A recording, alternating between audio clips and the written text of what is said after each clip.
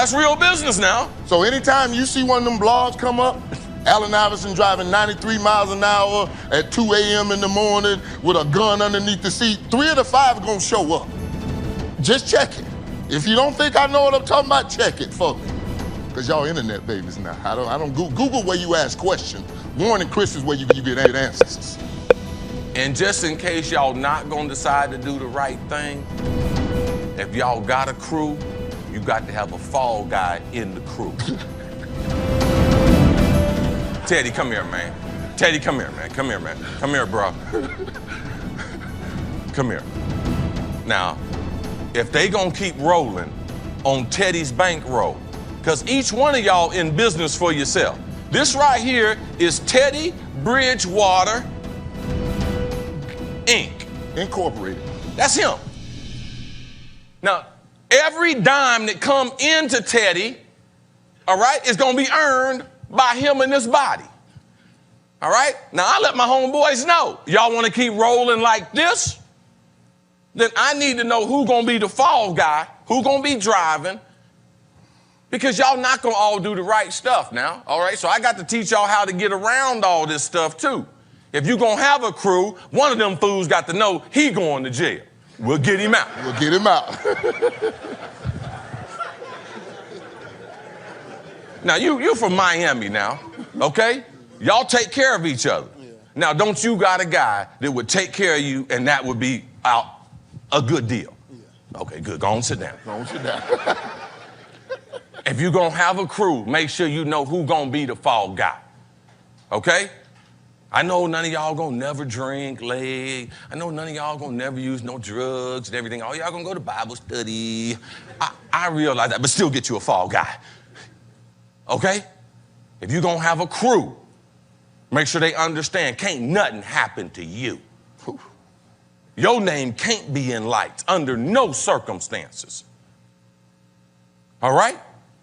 Y'all understand that? All right, let's go to the first question. First question. Just stand up, tell me who you are, man, where you from, because don't nobody know you.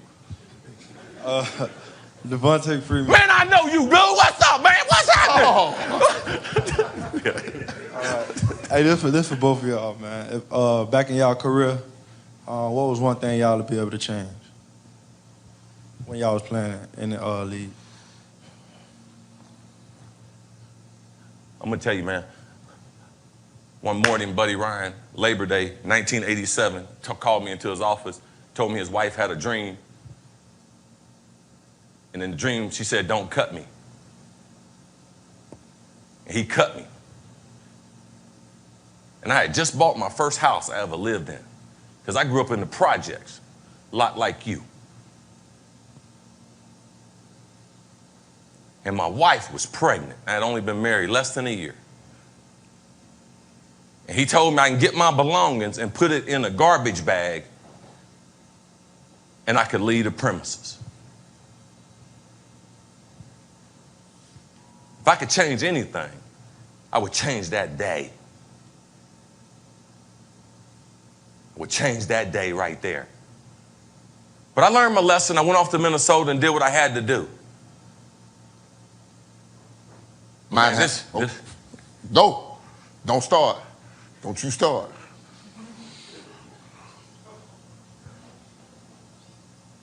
I mean, bro, I'm trying to tell y'all, man, if you make one decision, it can alter your life, your kid's life, your mama's life. This is the lottery, man. Y'all didn't hit the number. Cash it in, man. You didn't hit. But what we see is, we see kids that don't believe they didn't hit the lottery. They think they understand everything, got everything. Okay, no problem. Because this is what I know, God willing, me and Sap gonna be back here next year. If y'all listen or not. They ain't basing it on the results of what y'all do. But if I could change it, that day, man, that day right there, what could you change, man? You kidding me? I'm only gonna pick one. And it was the day I went to the combine, because I left that day with a positive drug test. And I drug my mother, my grandma, and my whole family to New York. And they not only say I flunked one drug test, they say I flunked 7. And that lie's chased me my whole life, all the way into the Hall of Fame. When I sat down figuring I'm good, you know. Oh, what about that day at the draft? I'm like, that alarm clock been went off, buddy. But that ain't something that you could ever change in your life. So when you make decisions, they are going with you. I mean, they are going with you. They are stamped to you just like the hair and nails on your butt. It's going with you. So if I could change that day, because I took what should have been a great day in my life, being drafted in the first round, and turned it into a 2-hour and 45-minute nightmare. Good question. I changed that. I changed my actions before I went, but here I am right there. Thank good Lord, I saw the light. As soon as I saw this video, the first thing I did was shoot it off to Marlon Newburn, prison psychologist, now enjoying a private practice in Southern California. And we're going to hear what he said in a minute. But, it seems like I've been hearing a lot of this exact kind of Cris Carter advice lately. Just the other day at the University of Wisconsin, one of the professors or administrators said people should not be arrested for stealing from Walmart because it's a big insurance company. What's the damn difference? So no people should be arrested at Walmart. Then in my little town of Wilmington, Delaware, I went to a mayoral event, 2 years ago. And they had these guys named the Peacekeepers there. Well, the Peacekeepers, they wear orange jackets and they walk through the most dangerous neighborhoods of a town that is called the most dangerous small city in America. And they talk to the young men, air quotes, telling them to, hey, try not to kill anybody today, okay? Anyway, so I got a flyer from them. On the front, it had all these great things about the Peacekeepers. Come join us. You get a cool jacket if you do. But on the back of the flyer, there were a set of instructions what to do if you get if you're doing something and the cops catch you. Instruction 1. Don't talk to the cops. Don't cooperate in any way. Wow.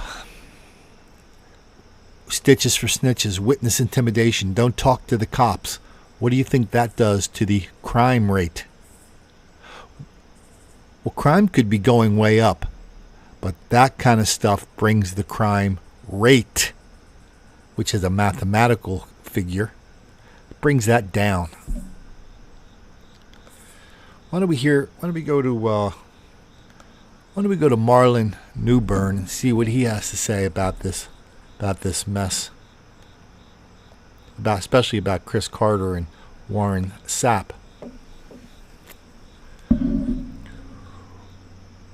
What the two pros were addressing is that they understood their rookies were already from Thugland and thus impervious to warnings not to break the law, so they used the hilarious Fall Guy to help them avoid prosecution when they started living the libertine lifestyle in the future due to wads of cash and cars.